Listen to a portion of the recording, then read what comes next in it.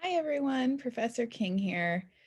In this video, I'm going to be discussing Essay 1, the Good Person Speaking Well, or GPSW essay. I have two documents that I'm going to go over with you. One is the essay prompt itself, which can be found on Canvas, both in the most recent module as well as in Pages. You just have to look for that English 103 Essay 1 GPSW essay title. So I'm going to go over that prompt, and then I'm going to address some questions or concerns that people have shared with me that I think would be helpful to discuss with the entire class. And these will also be in this week's module, so that if you want to access them, you can, so that you don't have to just keep coming back to this video, if that helps. But I wanted to make sure we were all on the same page, and however, whatever helps us learn best, that's what I want to achieve. So without further ado, I'm going to take it to a share screen, but always before I do, I like to remind you to take your time as you watch these videos, pause where you need to pause. And if you have questions, comments, or concerns, please feel free to contact me in all of the ways that I make available. Zoom, email, Canvas, Pronto, whatever. So let me take it to a share screen and we'll look at the essay prompt. So this is essay 1, the Good Person Speaking Well, or GPSW essay. I'm just going to zoom, hopefully try to zoom in a little bit on this if I can. All right, so if you recall from Quintillion, which is this guy right here, in Quintillion's excerpt that we read from Institutes of Oratory, he discusses what makes a good orator, right? And what he says is that a great orator is a good person speaking well. And then as we kind of saw with Leith, and I've talked about in previous videos, the third component to that is added on later after Quintillion's, millennia after Quintillion's death, which is a good person speaking well for the public good. So we have to think about that, right? Quintillion talks about what constitutes a good person. And Quintillion also talks about what is involved in speaking well. And there are many steps to both of those processes. Now, the third one is going to be a little bit more up to our interpretation. What is the public good, right? And I know in previous classes we've talked about, a lot of people in their first discussion board shared that they didn't want to talk about politics. And I kind of said, well, too bad, because like everything, every act, every movement we make is political. And really, if we boil down politics, right, to its to their crucible, really what politics are about, and what so many things are about, is achieving what is best for the public good. And so many people have different interpretations of what that is. And that's where we, start to have political difference and political disagreement and ideological disagreement, religious disagreement, cultural disagreements, national disagreements. So really, this is some high stakes stuff. It may not seem like it, but it's really some high stakes stuff, because everybody, each one of us walking around, has a slightly different understanding and opinion of what it means to serve the public good, or even if we should, right? So keep that in mind going into these prompts. That's going to help you address them in a clear, thorough, and concise way.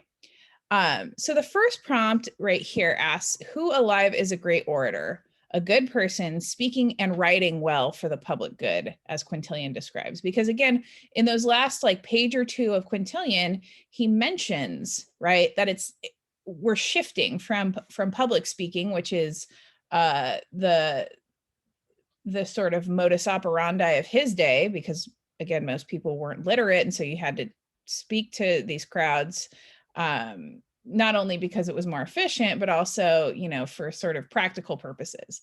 But then at the end, he said, we start to see the advent of more of a writing culture. And at the end of this excerpt from Institutes of Oratory, he essentially says, right, like, and all of these things that we're doing in terms of oratory, speech, we can also translate to writing. So writing has to be perfect too, right? So that's where that question is coming from, right? Who's a great orator? A good person speaking and writing well for the public good, or even creating well for the public good. Because if we think about our textbook, right, everything's an argument. That means that, as we talked about in chapter 1, anything can be a text, right? A song, a work of art, a political movement, a sport, right? Like, all of these can be considered texts and ways of writing and speaking. So then what that means in terms of an orator is that it doesn't just have to be someone who makes a living off of public speaking, right? It doesn't have to be like a motivational speaker or a politician. It could be, sorry, those are my dogs.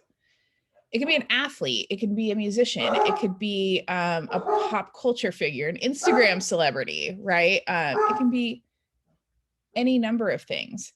So keep that in mind when you're thinking about who can this good person be.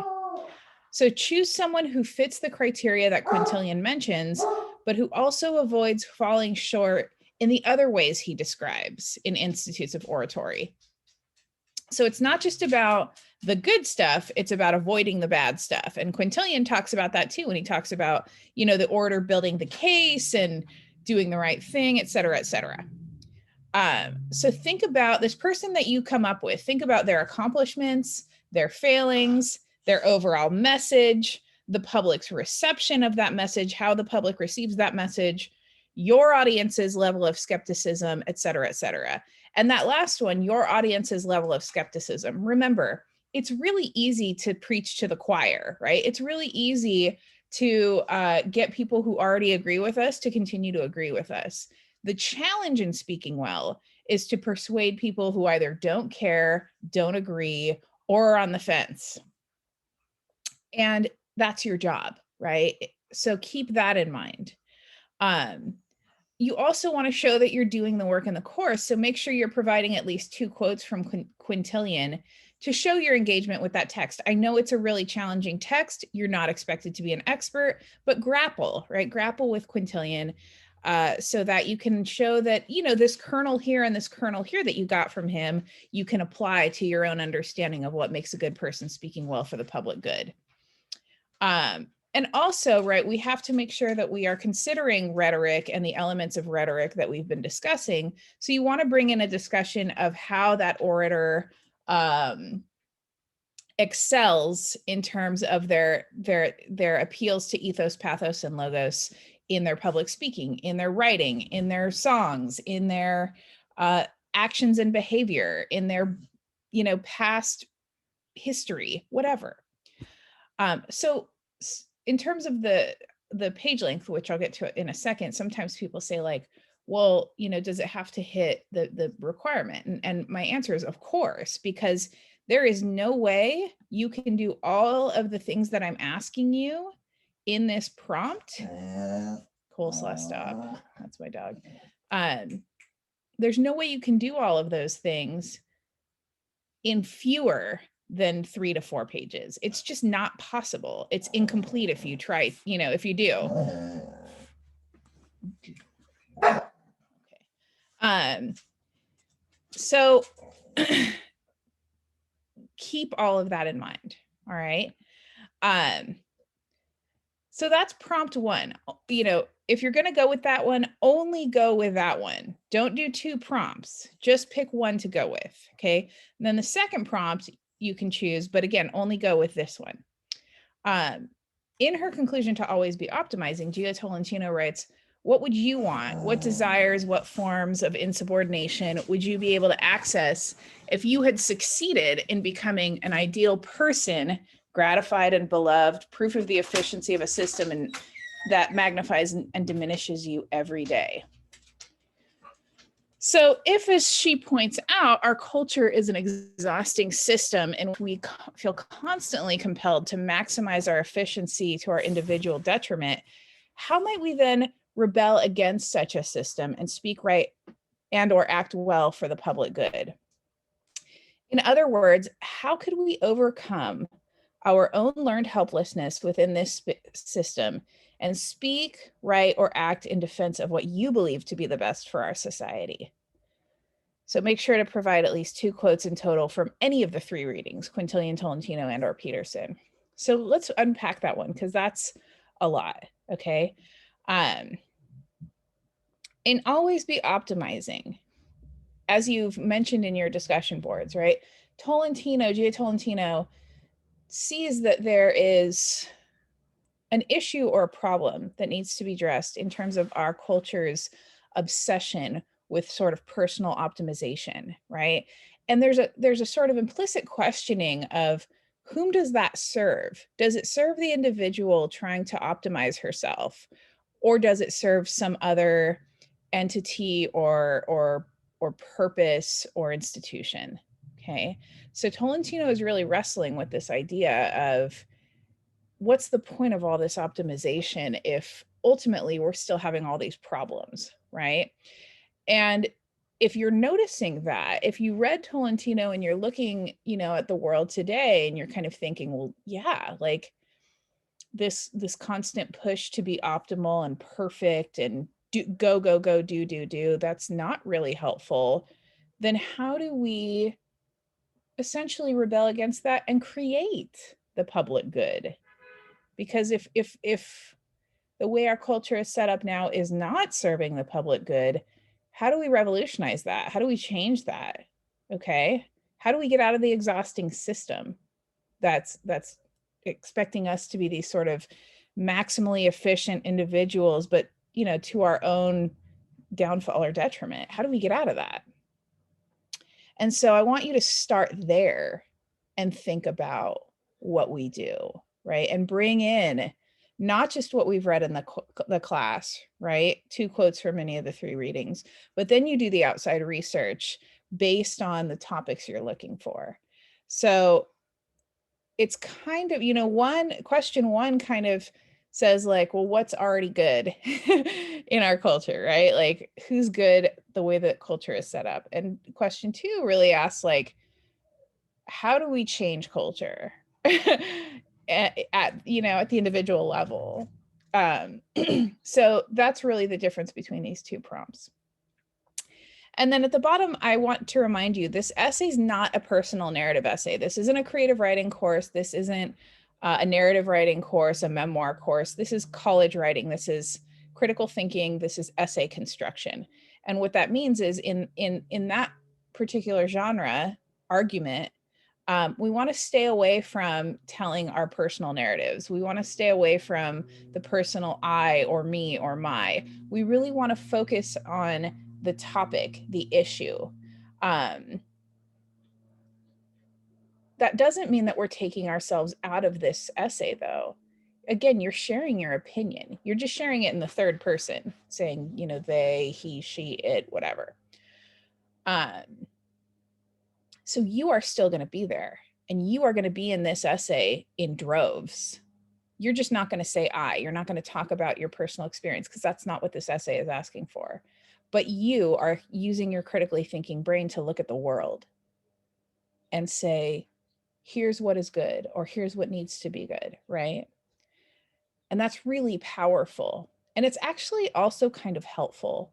I've had students in the past who talk about, very difficult and challenging subject matter that speaks directly to their experience. I had a student write beautiful, beautiful essays last semester that dealt with things like abuse and the foster youth experience and substance abuse, right? I've had students in the past write about sexual assault or, class and socioeconomic status and the struggles of poverty. And they talk about what's still meaningful to them, but they do it in an academic way, and it almost allows them the space to confront the challenge in their own lives in a safe and healthy way. And so that's another reason to refrain from using the personal I, me, my, etc. We don't want to navel gaze. We don't want to just like sit in our own filth and never go beyond it, right? Not to say that your lives are filth, but I just love the word filth. We want to be able to have a safe sort of objective barrier there so that we can examine these things we care about, again, in a thoughtful, critical, healthy way. So avoid using I, me, my, or you. You especially. This is not an advice column. So no second person, no you, no yours. Just you is often the way that we speak informally. And so you want to get out of that because academic language is formal. So no second person, no you. What do you need in order to achieve a satisfactory grade? Well, you have to have a clearly structured argument that follows the visual map comprehension template, which is under the module. And I even have an instructional video for that. So check that out. A coherent typed argument that's 3 to 4 pages in length, which means MLA Times New Roman 12-point font, double spaced, 1-inch margins, error-free. So you need to check for things like spelling, grammar, punctuation. It's a wonderful idea to utilize not only our in-class workshop to the best of your ability, but then to check out the online tutoring that the Fullerton College Library offers, that the Academic Support Center offers. Get as many eyes on that page as possible. Visit me during Zoom office hours before the essays due and get my feedback. You're going to submit the final draft to assignments essay 1, and you need 2 properly cited outside sources that speak to either the rhetor's credibility, knowledge output, or emotion, or if you're answering prompt number 2, the situation, the topic itself, right? And so the sources can be varied. They can be, get creative with the way that you do research. But the one place where I'm going to narrow it down and not give you a ton of space is you have to use the library website. I do not want you to Google sources for this assignment because, again, Google is a corporate run search engine. So its primary purpose in existing is to get hits so that its contributors and advertisers and people kind of investing in it get money back, right? It's a money-making machine. So when money is involved in the pursuit of knowledge, often we have problems, right? That's why we have that's why any of the infotainment sites, CNN, Time, MSNBC, Fox News, it doesn't matter where they fall on the political spectrum. If their job is to generate revenue, to get money, in other words, and not to further complex scholarly knowledge and thought, there's a problem there. They're going to feed you just enough in the simplest terms that you need to know without ever going into the complex or the critical. And that's against everything we're doing in this class. So you want to avoid Google. You want to go on the library website. You want to find, the best possible articles you can find, scholarly articles, scientific articles, articles from reputable sources, reputable writers. Do your research in terms of finding out those, what you need for those sources. But also, this is essay 1, so I'm not expecting you to be like experts on research, but I'm expecting you not to use Google. That's kind of the bottom line. And then on the second page, I just always like to kind of, because this is easier, MLA people are always like, I got to go to this book and it tells me these instructions, but they're boring and they don't make sense. So what I like to do instead is to just show you a template of what an MLA essay's first page looks like. MLA does not have title pages. It's not like APA where you have like a certain title page and then you go into the abstract on the next page. So that's not MLA. MLA has exactly what you're seeing here, which is a heading and then you go straight into the essay, right? Upper right-hand corner is your last name and page number. upper left-hand corner goes your name, my name, the course name, the date. And like people worry about the date. I honestly don't care. Like as long as the date is, you know, at some point in the writing process that you're constructing this thing or the day that it's due, that's fine, right? The title of your essay, you know, think of a clever title, but it's centered. It's not any different than the rest of the font. So it's the same size, 12 point Times New Roman, double spaced. It's not bold. It's not underlined. It's not italicized. It's not huge, right? It's the same as everything else. And then you go straight into your argument, right? Remember to indent paragraphs, start your argument, and keep in mind Times New Roman 12-point font, 1-inch margins, double spaced. And I know this is not a 1-inch margin here because I had to be able to fit everything on one page, but other than the 1-inch margin snafu, everything is as it should be for your essay for title page. So keep that in mind. All right, so now I'm going to take it off stop share really quickly because I have one more document that I want to share with you. And this started out as essentially like a message that I sent, but I already have another message for this week's announcement. So I'm just going to go over and just kind of read through it with you. And if I need to explain more, I will. But otherwise, I'm just going to kind of talk through this with you. So I'll take it back to the share screen now. And we will talk about, we'll just talk, we'll chat, we'll commiserate, kvetch, whatever we have to do. All right, so some of you have messaged and Zoom me with concerns about your rough drafts. I want to commend you for being brave enough to remind me to clarify what I'm saying, despite knowing that I would berate you mercilessly and hold a lingering, deep-seated grudge forever for doing so. I am a college professor, so we tend to be arrogant monsters and capable of criticism. And I'm sure you've experienced that before. I'm just kidding, kind of. But I am thankful for the feedback. The online stuff is a weird transition. It's really hard not being able to sort of see recognition in people's faces and to just like talk to you and be like, hey, let's bounce ideas off of each other, right? This sort of like I talk and then I read back and then, like it does feel a little clunky sometimes. So I've taken the liberty of, in the midst of the clunkiness, addressing some concerns so that everyone can be on the same page. And some of these I talked about briefly when I went over the prompt. So I'm gonna try to be concise where I can. But the first question is, who can be a great writer and what can be a great text? Remember, anything can be an argument, so anything can be a text, right? Which means that anyone can be a rhetor or orator. Just like Quintilian said, the written argument is a text just like speeches. So are these things texts and their creators are rhetors.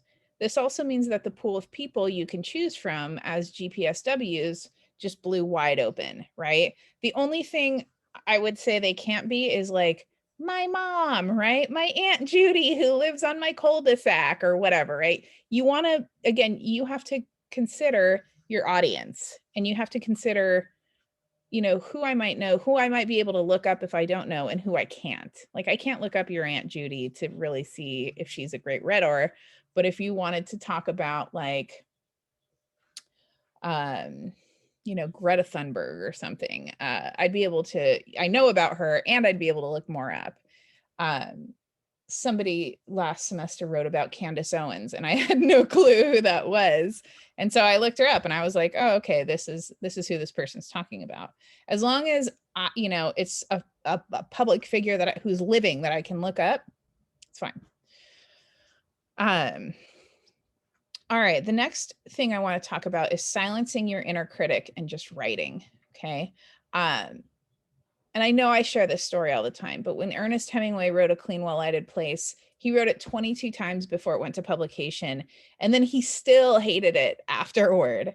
So, my point is this: all writers think their work is garbage, from you in the English 103 class to the celebrated author to your professor.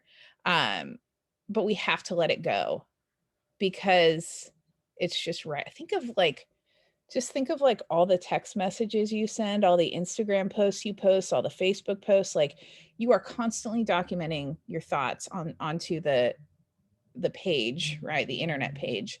Um, and you're never thinking, you're never stressing out about that. It's just kind of like, you know? So this is the same thing. It's just more academic. It's just a different environment. And there are a little bit, you know, higher expectations. But you've got to kind of approach your writing in that same sort of like, well, I'm going to say this thing. I'm going to make it sound as good as I can in the time given and with the tools given. But at the end of the day, you know, just like the Facebook post from 2012, I'm eventually going to forget about this and move on or craft my, you know, understanding differently. So don't stress too much. You've done it before. You've written essays before or some form of writing, or else you wouldn't be here. So you can do it again, right? And I know it's not everyone's cup of tea to write a 3 to 4 page essay, but it's doable. And sometimes it's even fun, especially when you have a really cool creative idea or person to talk about. And please try to insert your argument into this as much as possible. Again, don't say I, me, my, but share your critical argument. When you're drafting, don't revise as you go. Revise at the end of the first draft. Just barf the ideas out on the page, especially your opinions and feelings about the subject as much as you can, and then save the revision and the editing for the end. And the reason why I say that is because one, you're going to write several drafts, but two, if you are editing as you go, you are like grinding yourself to a halt. And then your ideas don't flow from your brain spout as well as they could. If you don't think about that in the beginning and you just get the ideas on the page, they come much more quickly and they're better and there's more of them. And then you can clean them up afterward, right? Know that you'll write several drafts and not just a haphazard scrawl at 11 p.m. the night before the final draft is due. You know, you may have learned that bad habit along the way, but it's not a good habit. You don't see NBA players shooting underhanded free throws, right? Like people will say to me like, oh, I wrote this the day before, but that's what I've always done since, you know, 8th grade or whatever. And I say, cool, like, remember how like you used to shoot free throws like that? You don't see NBA players doing that. They've worked on their craft, right? And they found ways to practice and get better. You got to do the same thing when you draft. So know that you're going to write multiple drafts and not just like a night before sort of a thing. Brainstorm using your own experience and use the ideas you come up with as keywords for your research, but it's not a narrative essay. So don't talk about yourself directly. However, let me know that what your critically thinking brain believes and back that up with helpful evidence found at the library, not Google, right? So when you are in the idea creating mode and let's say you want to, let's say you think that the way that we, rebel against this society of optimization, you think the way to go is, I don't know, nature walks and bird watching. And you say, like, this is going to be the way that we become good people speaking well for the public good, because you have all this experience with that. And you know that it helped you with your anxiety in public speaking. And you know that it helped you slow down with your thoughts so that they could be better and more productive, right? Then you have that, right? You have that sort of experience, but you can't say in this essay, I went bird watching, because that's not what this essay is asking for. But what you can do is when you go to research, you can look up, things like the health benefits of hiking, or the emotional benefits of bird watching. And then you can apply what you find in those sorts of sources to your argument. You can say, well, so-and-so says, if we just slow down and go into nature more, we'll be less anxious, which means we'll speak better, which means, X, Y, and Z. So that's where the personal comes in, is in the research part and in the development of the ideas. Again, it can't be on the page. You can't say I, me, my, or you on the page, but it's definitely at every stage of the writing process. Answer the whole prompt and review the chapters in Lunsford, right? There's a reason why I'm making you read this stuff. And it's because we have to bring it all together when we write essays and let it coalesce into something thoughtful, right? Talk about ethos, pathos, logos, right? Make sure you're answering every aspect of the prompt. Otherwise, your argument is half-baked, and half-baked arguments earn half-baked grades, right? Like, you know, the person who hands in a 2-page essay and can't believe that they earn a D is sort of existing in their own delusion in a way, because that's like making cake batter and then putting it on, you know, with the raw eggs and like putting it on the shelf and being like, all right, there's the cake. Like, no, you didn't do all the steps in the process, and I'm not going to get salmonella eating your raw cake batter. So I'm going to give your cake a bad grade, you know, like same principle. You got to go through all the steps and complete the thing. But also nobody and nothing is perfect. That's why we have to address counter arguments, right? If you can't find the perfect orator, that's because, as Quintilian notes, right, the perfect orator doesn't exist. Everyone is imperfect. It's our job to acknowledge those imperfections and state why our argument about those people being great orators still holds water. That's the point of counter argument, right? Sure, Hemingway was a misogynist with anti-Semitic tendencies, but he could still write the heck out of a short story, right? We can't throw the baby out with the bathwater just because of him being a product of his time, right? That's me addressing a counter argument. So because what I'm doing, right? What I'm doing when I'm saying Ernest Hemingway was a great writer is I'm doing the work to anticipate what my audience is going to say in rebuttal. I'm saying, okay, Ernest Hemingway was a great writer, but I also know he wasn't a perfect person. And so what I'm going to do, because I know somebody in my audience probably knows about his, you know, the anti-Semitism in his writing and his blatant misogyny. If I know somebody in my audience knows that, then I also know that they could say, well, hey, what about in, you know, The Sun Also Rises, where he's, you know, his characters say horrible things to Cohn, Jack Cohn, the Jewish character in the novel. How's that good writing if it's, you know, if it's derivative and you know, horribly short-sighted in its treatment of people of Jewish faith? And then I'd have to address that, right? Like, and then I anticipate that. I, as the writer, do that work. You know, if I say like, I love Cardi B and Cardi B is a great orator, there are going to be 20 people who come back at me and say, well, what about her hypersexuality? And what about her, you know, crazy personal life? And what about her arguments with Candace Owens, right?